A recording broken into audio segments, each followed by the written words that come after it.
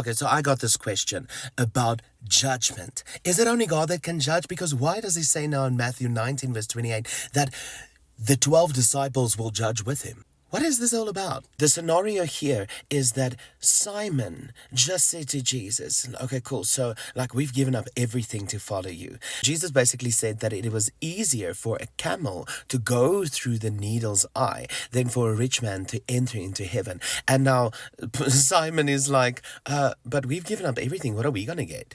And so Jesus' answer to him is this, that you who have walked with me will judge with me. You will have 12 thrones and you will sit with me and you will judge with me. So this judgment is a Greek word that actually means to reign with me, to also judge and speak judgment, because being a ruler and being a judge is one and the same thing. But then Jesus says that he is the one who was given authority to judge. God the Father gave Jesus the authority to judge. Okay. And then it also says later on that we as the church, judgment starts with us. What does that mean? Number one, that means that judgment needs to start with us, not through us. We as the church will one day sit and judge even the angels. The judgment comes through the church. But then the word also says that once we judge, we will be judged by the same measure.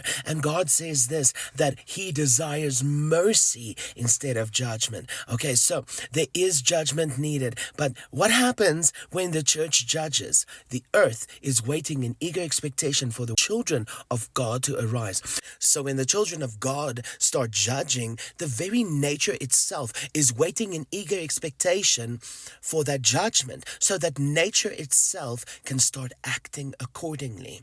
And so we see a lot of things happening to people, earthquakes and things. And I don't believe that every single disaster is God. Please, I don't even believe that, because his eternal anger was quenched when Jesus died on the cross. Like, he took it all for us. So when God the Father sees us, he sees us through the lens of Jesus. When the word says, do not judge or you will be judged, it actually says, do not judge superficially, but it actually means to judge evil. But we cannot judge superficially from a point where we sin, but we don't allow that same mercy to other people. Okay, so why do we get stuff like this? Number one, we live in a fallen world.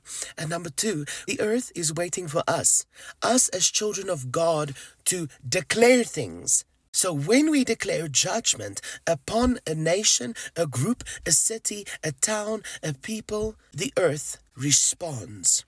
There is power in your tongue, so be careful what you say. Be careful what judgment you cast, because the same judgment you cast, you will be judged at.